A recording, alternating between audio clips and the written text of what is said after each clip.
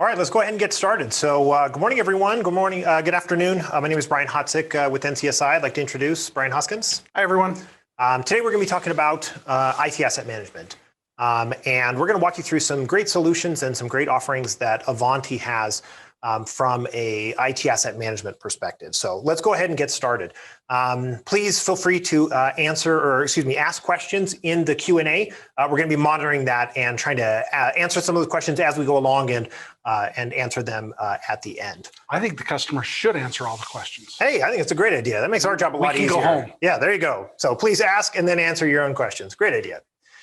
All right, so we're talking today about IT asset management. It really is a great discipline in the platform that Avanti brings to the table. So there's lots of different components to the Avanti platform around service management, unified endpoint management, security, things like that. But today we're going to be focused on IT asset management. And it's personally one of my favorites because it's often a little bit overlooked. You know, it's not maybe the most exciting thing in the world, but it is a very important discipline that we need to mature and get better inside of our organizations. Yeah, a lot of customers start talking about ITAM and their eyes start glazing over and understanding. Yep. We're talking about finance and procurement, and it's not a lot of the traditional fun things that we used to deal with in IT, but it's absolutely fundamental to every IT organization. Yeah, absolutely. Especially when you start talking to things like executives. You know, when we start talking about the things inside of ITAM, they're going to be very excited about some of the answers that we're going to try and solve. So,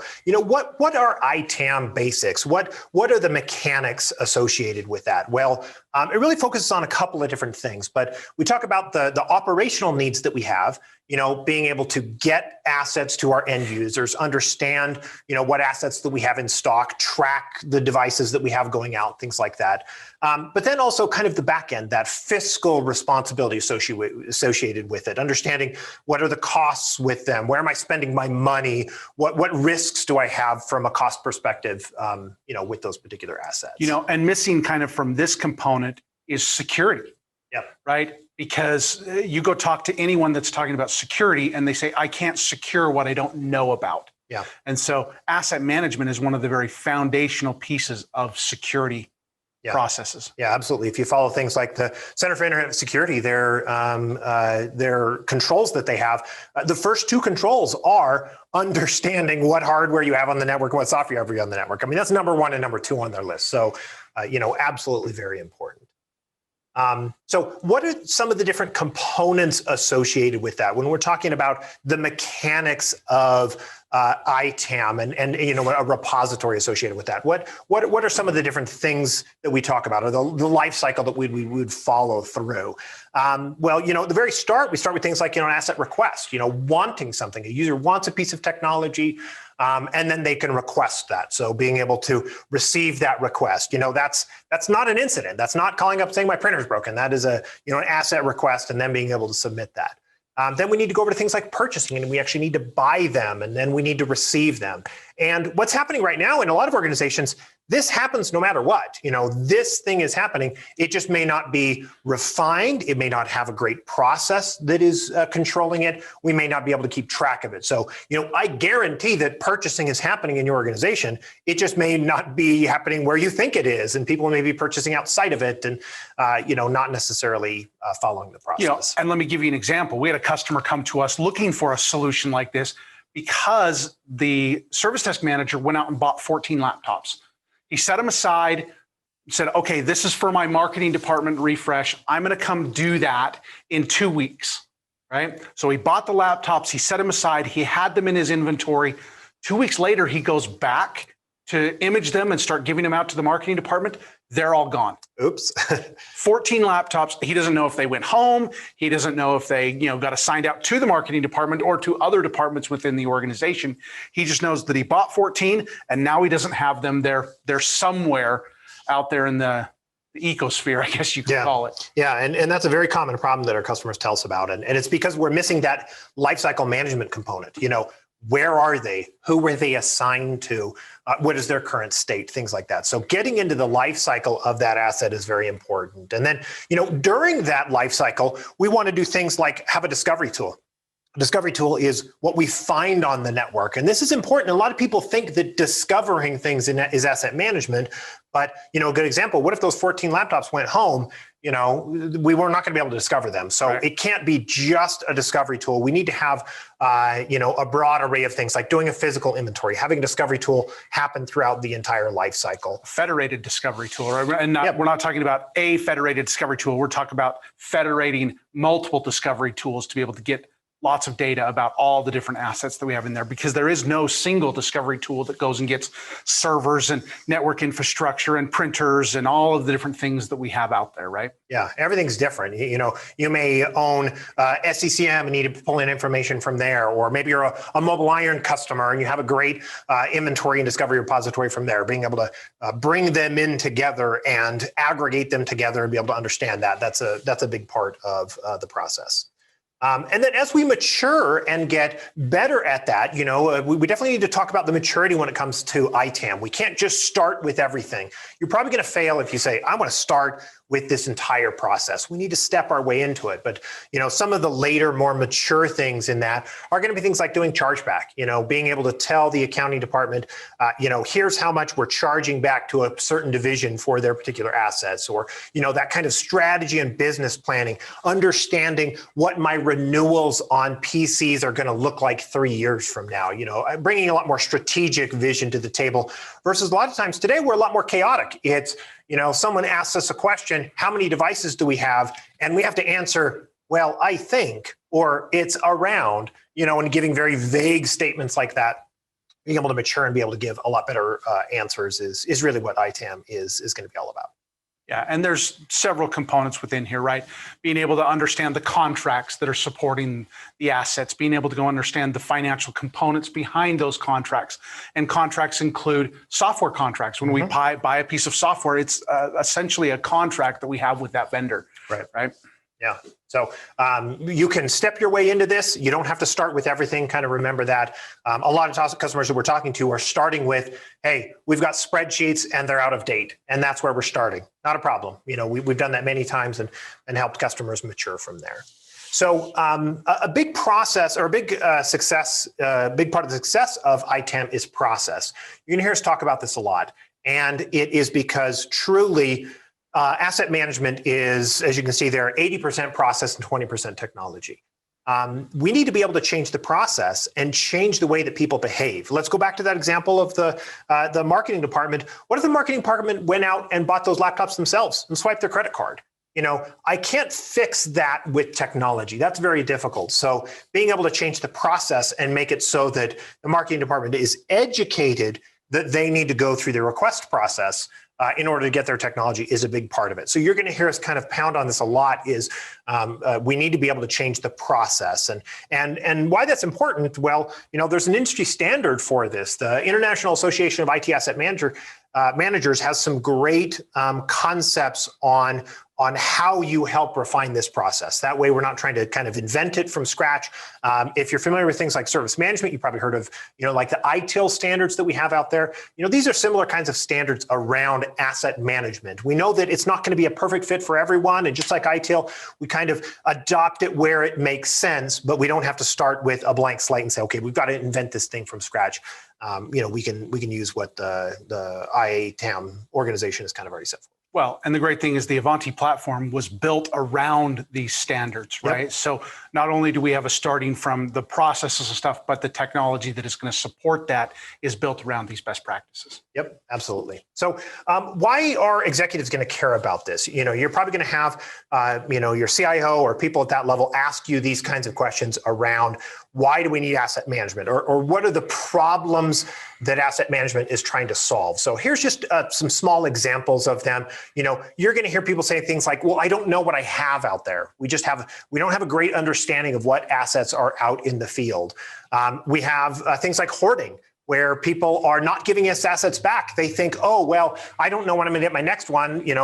Someone left the organization. I'm going to hoard this so that I can give it to the next employee, asset hoarding, things like that. These are real challenges that we need to help try and solve. Things around costs. I don't know how costs are being allocated. The CEO comes to me and says, I need you to reduce your budget because you're just spend, and you don't have a good way to justify where all that cost is going. Being able to come back and show where that cost is going, and whether that's, chargeback or showback, or, even just understanding more of the mechanics of, where we are spending our money and what we're spending it on. And know what we can't cut back, right? I mean, we have certain contracts that are in place. The CEO can ask you, well, I need you to cut your budget. Well, you go and cut a contract that's already existing, right? You're obligated essentially to pay that in there because you're part of a contract that's in there. So a lot of those things are very important part of your budgeting process. Yeah. What's coming up next year in the budget? Are we starting from scratch? Okay. I need to prepare next year's budget. I got to start at what? Nothing, and build up and try and remember it. Wouldn't it be great to be able to go and look at that contract management, look at the devices that are going out of warranty and that we need to potentially replace, things like that.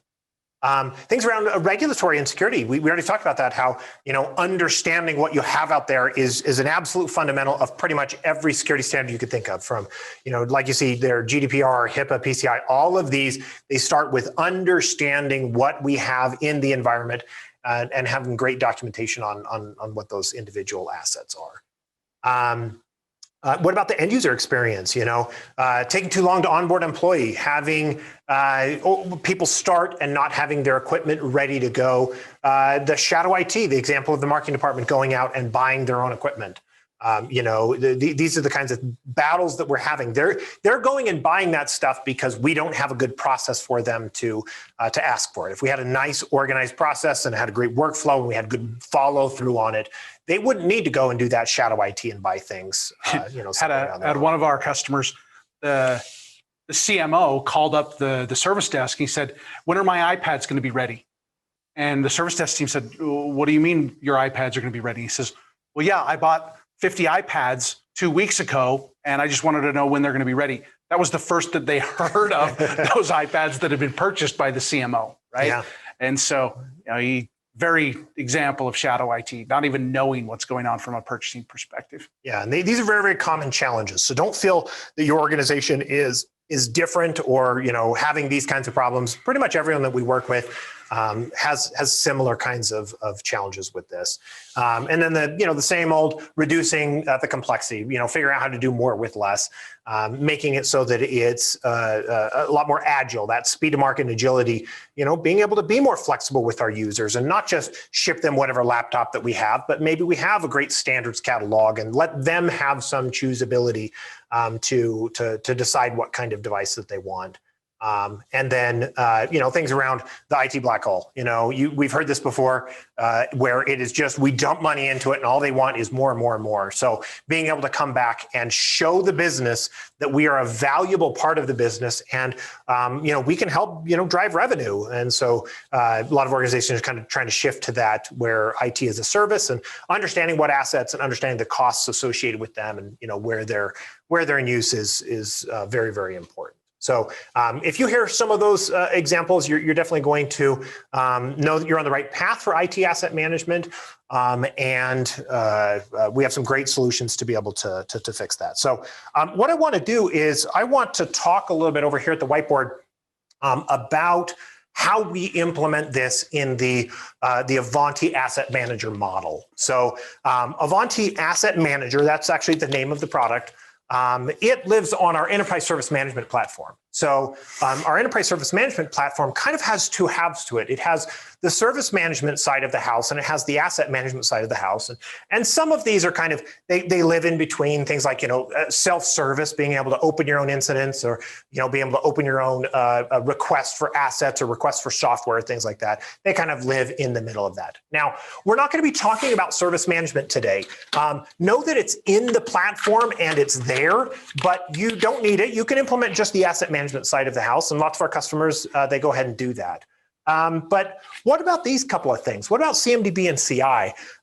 They're kind of interesting, right? Because in the ecosystem, if you think about it, what is a CMDB? It's a configuration management database. We use it on the service management side with things like change management. We need to understand how service dependencies work. And when we're making a change to a product, we need to know more about that. Well, that is a big database full of what we call CIs, but in reality was a CI, a configuration item, in an asset management world, it is just an asset. So what we want to do is we want to take that CI and we want to kind of give it two different perspectives. If I log into it from someone that cares about change management, what do I care about? I care about its IP address. I care about the service dependency map. I care about maybe its maintenance schedule, when I can take it offline, things like that. Well, if I log into it from the other perspective, I log into it from someone that cares about it from an asset perspective. I'll care about things like who it's assigned to. What is the user we've assigned it to? What about the warranty of that? Or maybe the location that it's at. So the beauty of it is it's the same thing. It's the same database that we have on the back end. And I can use it for both change management or asset management. We just kind of extend the database and look at it from two different perspectives. And the beauty of that is now I don't have to manage and maintain two different systems. So that's what's really cool about running it inside of the enterprise service management platform, is the ability to look at both sides that way. Now, again, you don't have to look at it this way. You're not required to do service management just to do asset management. We have plenty of customers that stick with just the asset management side of the house. But no, that's the underlying system. That way, in case you want to expand it in the future as well, you can kind of grow into that. So what are the kind of things that we talk about around asset management? What are the key components? Well, we've already talked about things like self-service and asset requests. I want something and I want to be able to go to like a web portal, be able to ask for that myself. I don't have to necessarily pick up the phone and call.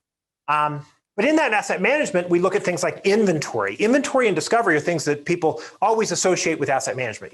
I need to know that I have a device. I need to know its serial number. I need to know what its IP address is. Those are things around inventory. Discovery is I need to continually know about that inventory.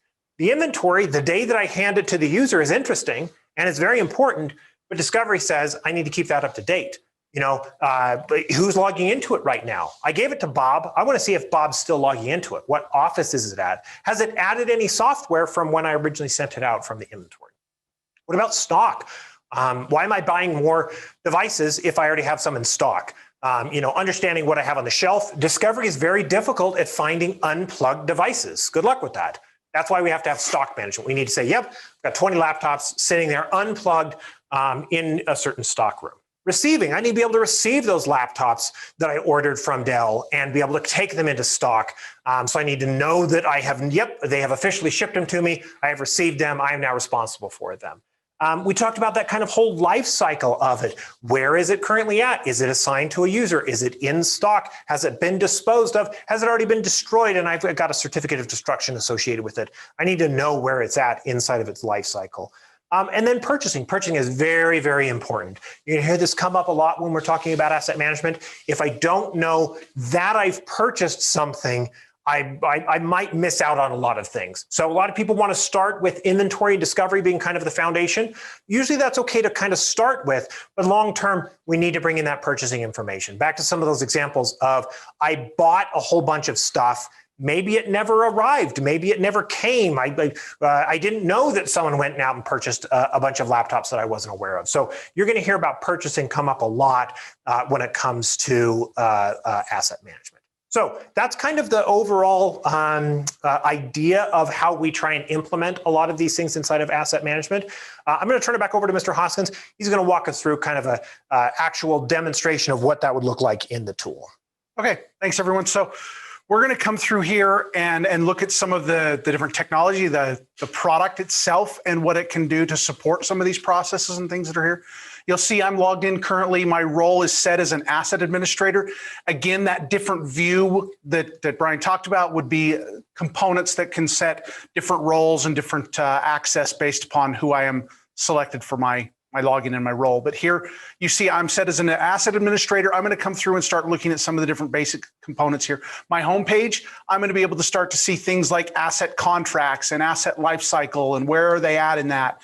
And I can go through and just start to see some of the different pieces of information. So if I want to look at, an asset manager dashboard, or I want to come through and look at, say, an analyst dashboard to start to see what's out there and then the different asset requests that I may be supporting or any of the different components. That asset manager view, or if I'm looking at the contracts, what are all of the contracts that I'm managing associated with this? So you'd be able to see some of those kind of details along those lines. Now, let's go ahead and jump in here to some of our assets, and I'm going to talk through some different configurations, some different pieces here. I'm going to show a couple of different assets. I'm going to start here by an actual server, because the server is one of those things that we want to get through a lot of this data from. And I'm going to jump into this depot server that we have. I'll start to see some of the aspects of the server itself. So again, discovery is an important part of this, but it's not the only piece. So we're going to start to see things like its asset subtype. Now we can have an unlimited number of subtypes. You can see I have desktop, I have laptop, I have virtual client, all of those kind of things. And if I were to have an infrastructure device, you'd see I'd have subtypes like routers and switches and firewalls and load balancers and things like that you would be able to put into that structure. And then we can come through and see, here's the catalog item for that. I'm going to talk a little bit more about catalog items along those, but that's your standards catalog and everything that you can do against those standards and those pieces that are there. Right? And then we see things from the actual product catalog item. It's from HP. Here's the model number. We're going to see some of those details. Then we're going to see assigned user, login, and location. Right? So we're going to be able to see that detail where it's assigned in the organization. Server, that doesn't sound so important because we don't assign servers so much to individual users. But when we come and look at Mr. Hadzik's desktop here in just a minute, we're going to see that value from there. We're going to start to see things like security policies and risks and things associated with that. So if we have something that has a high security metric on it, we can go through and start to track that and be able to do in additional kinds of processes around there. When did we purchase it? What's the asset age? What's the usable lifespan? What's the warranty information? What's the barcode? And we can talk about receiving and assigning assets based upon the barcode structure that's there. It's all part of the different platform that we can kind of go through and track against that. So you can see the discovery information will start to populate with, what is that inventory tools out there finding about that particular server from a memory system and slots and IP address and all of those kind of things that are going to be there against that. We're also going to see both installed software. So we're going to discover all the installed software. And as we build out our software contracts, and those software contracts that we have to purchase licenses for, we're going to see licensable software against that particular asset. Then you would see, as we come through here and start looking at things like what contracts are applicable to this, you're able to see here's the purchase of the servers and the maintenance of the servers that we go through that. And we can even track contract financial transactions. So you can see we had to go through and do the asset purchase. We've had some maintenance. For some reason, we had to ship this server 2-day air somewhere else within our organization. And we have an offsite server, offsite backup that we have to pay on as a contract on this particular asset. So we're able to see what's the total cost of this asset over its life cycle for all of the different things that we've allocated to it from there. Then we're also able to see what vendor did we purchase it from and what's the interactions that we've had with that vendor on this asset. And we can give them a scorecard. And that scorecard rounds up to the vendor management side so we can see, hey, let's go look at that vendor and let's start to see all of the interactions that we've had with that vendor. Are they in a good standing with us based upon all the results of all those interactions that we have associated with that? So you can see here, we're looking at HP. We're starting to see information about, who is the contact that we're going to do there? What assets do we have from that vendor? And then again, what's their performance structure? As all these scorecards are coming in, we're able to go through and see, hey, they're, good overall performance. So they're, working for us and they're a strategic vendor and we're managing that well. Right? And then if you come back to that asset again, when we go through and look at, for an example, the finance side, this is where we're really structured on that asset. We're looking at what PO did we purchase it with? Well, what else did we maybe buy with that PO? If we go to that PO itself, then we can come through and start to see some of the details against that. I can see here the line items. Here's the line item of servers. We bought 6 of them, right? I can come in here and see different assets are allocated for that against that particular purchase. I even can see invoices and tracking shipments because receiving is a big part of asset management. Very important. If we go buy 10 laptops, we want to make sure we receive 10 laptops, right? We don't want to buy 10 and receive 9 and then trying to figure out where that's going and that kind of stuff. So Receiving and shipments is also a very important part of that entire life cycle. Now, we said a little while ago that it was important to know who was using an asset, right? So we have that right here. You see, I've gone to Mr. Hadzik's employee record. Here we would be able to see all of his details and his login and where he sits in the organization. All of that kind of stuff would be on this. But part of this then shows what assets does he have. So we see he has a mobile device that may be coming in from a mobile iron where we're able to see that kind of information. He's got a couple of computers. He's got an IP phone that's sitting on his desk. Let's go ahead and jump into one of those computers, right? And I've actually got it open here, and you would be able to see from that structure all of the different details about that asset. Now, important thing I said I would talk about is this catalog. Very important for a catalog to see what are our standards. When we want to go through and find an order of a new laptop, we just can't go to Best Buy and pick whatever laptop or go to Amazon and pick whatever laptop we want. We have standards as an organization, both from a support and a pricing methodology. We want to make sure that we're buying our standards, right? So this standard allows us to go through and define that. And you can see here, this Lenovo ThinkPad T460S is one of our standards. We can start to see the item detail against that and the information on here. We can also then start to see every instance that we have of that product catalog in our organization.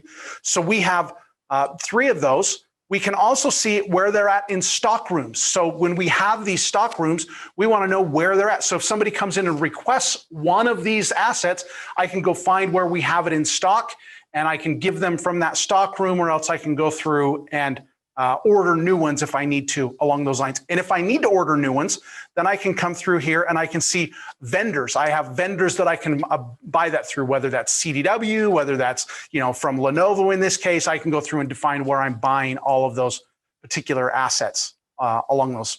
Now, the product catalog then drives the asset request. So now I'm switching over to this self-service portal, right, where people would be able to come in and view that. So now I'm logged in here. And if I were to come over here to this catalog, and I'm just going to go to general to filter out some of these other things that won't necessarily be applicable. But here you can see I've got a computer request from the product catalog. Well, let's go ahead and select that. What it's now going to do is look at that product catalog and say, okay, what are the available types that you can get? And as soon as I select the type that I want, I can come in here and say, I want a laptop. It now goes out to that catalog and says, what are the standards that we can get, right? And so it goes through and I can see all of those different standards that we have. Obviously in our demo database, we have all kinds of different standards that are here, right? And if I scroll long enough, I would find that Lenovo laptop in here, somewhere it's in here as we keep going through, right? The T420 at that, we can keep going down to the T460. You guys get the point. I'm going through, I say I select one of those. It then tracks that information. It gives me a total cost of that asset. If I were to then go through and submit that asset, we can then see the fulfillment of that asset as it goes through its process. I'm going to go ahead and submit that just so you guys can see that workflow then is then going to go out and ask for that user's manager to approve that particular asset request on here. Now, I'm going to break every rule in the book. Here you see my request here, and I am going to also be my approver, right? So I'm going to approve my own request that's there, and I can say, yes, I'm going to go ahead and approve that process. So the workflow that sits behind all of this is there and manages all of that against that. So you would have all of those different pieces. That asset lifecycle would then track that. We would be able to fulfill that, select an asset from the stock room. And that's a nice point. As we come over here to a stock room, we would be able to see, we have a barcode scanner that integrates with Avanti. We can go through, track the different pieces that are there. And as I come through and grab this, we'll have barcode scans on each one of the different components. I would be able to then come through, scan that.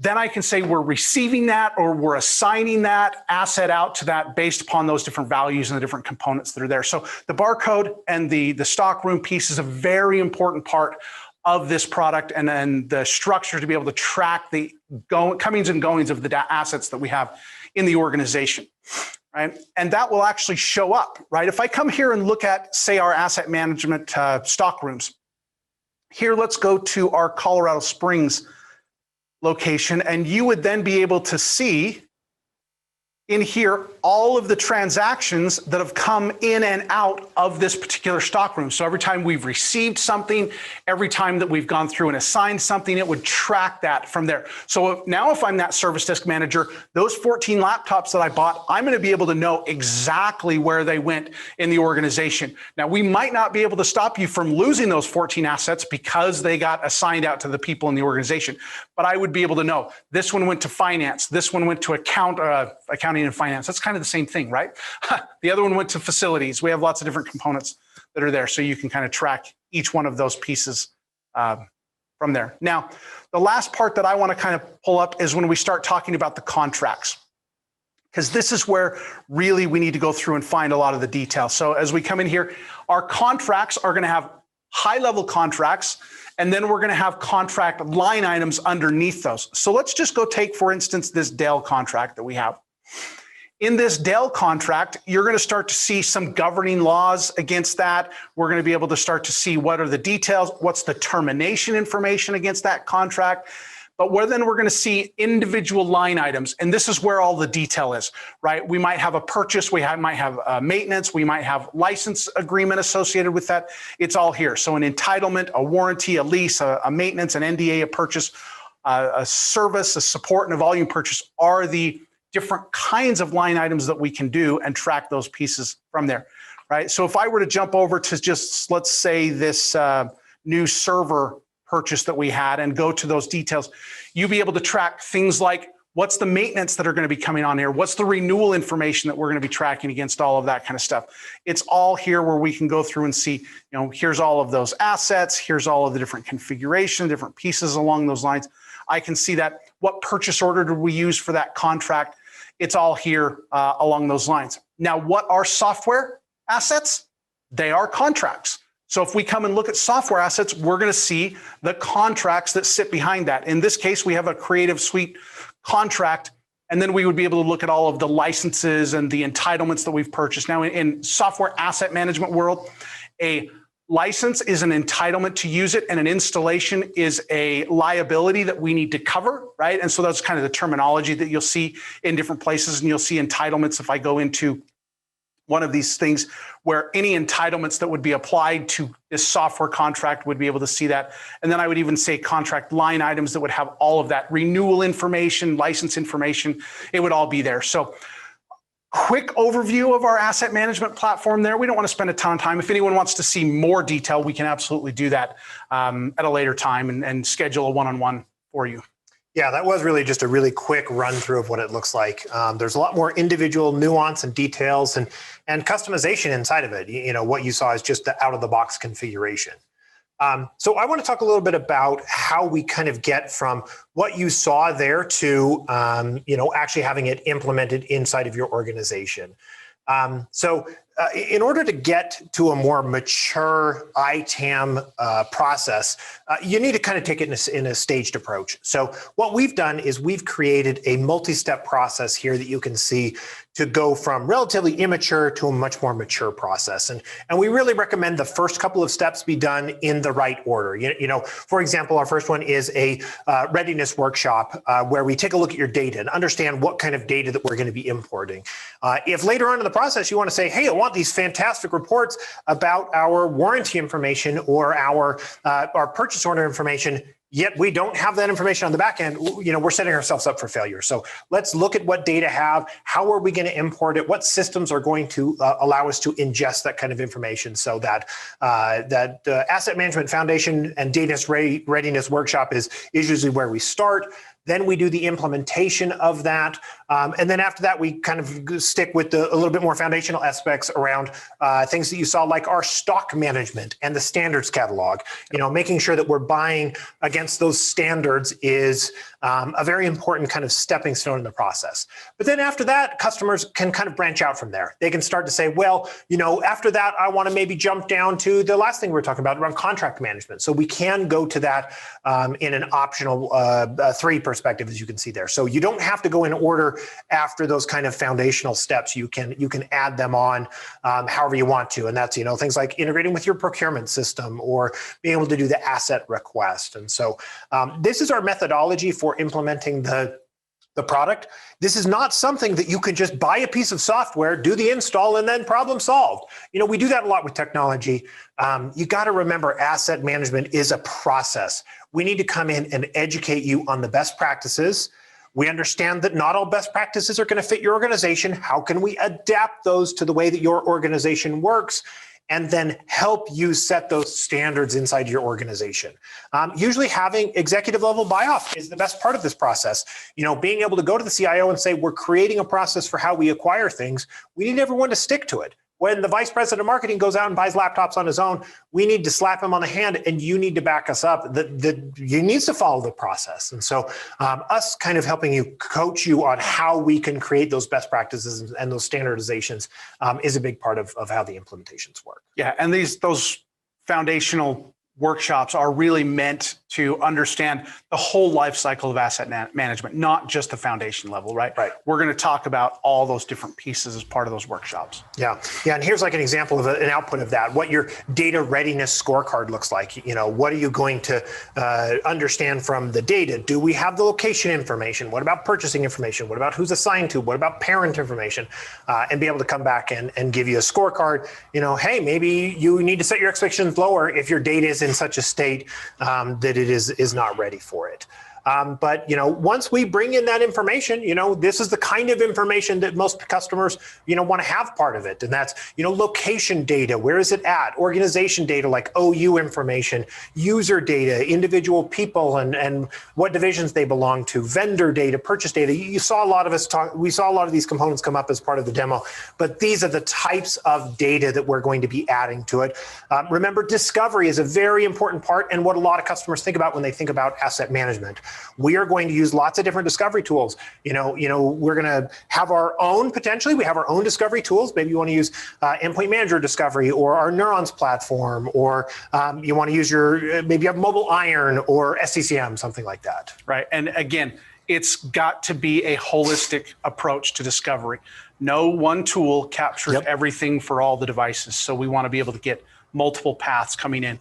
And that's where the Neurons platform really comes in, is that allows for deduplication, normalization of data, then gets populated into the asset management product. Yeah, Avanti Neurons is an add-on on top of Avanti Asset Manager. It can also run standalone, but it has really cool connectors. We can connect to and ingest information from Active Directory, Azure Active Directory, SCCM, Mobile Iron, Jamf, ServiceNow, lots of different platforms. There's like 25 platforms that we have. We can just scoop up that information and then have that be part of the discovery ingestion data. So that's a great part. As well as generic data connections, right? CSV files and that kind of stuff, which is part of every asset management implementation. Yep, we've never come to an implementation and them not say, yep, and we've got this spreadsheet. There's no other way we can find it. Maybe it's non-electronic assets. We've helped healthcare customers. Hey, these are hospital beds. They don't have an IP address. All I have of them is an IP address. That's fine. We can still do asset management for things outside of IT inside of the platform. We just may not have that discovery IP information associated with it. So just like we said, just add your data and away we go. So that's kind of wraps up the presentation.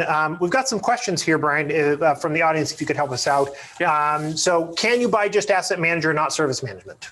Yeah, so if a customer wants asset management, there's a SKU that gets you just asset management. You don't need the incident and service management platform and everything that's there as part of that. Okay, great. And you can grow into that eventually, right? Yeah, if you'd like to. And the great thing about the tool is it's all already there, right? And so we're just turning it on at that point and configuring it. We don't have to go through and do new installations and new configuration of all that. How's it licensed? Per person that logs into it or other? It's per serial number, essentially. So anything that we want to track from a serial number perspective is an asset. And every time we want to go through and do that, we purchase in blocks of asset. So the initial purchase is going to come with 10,000 assets, and then you can buy blocks a bit above that if you need. Okay. Is it on-premise or in the cloud? Yes.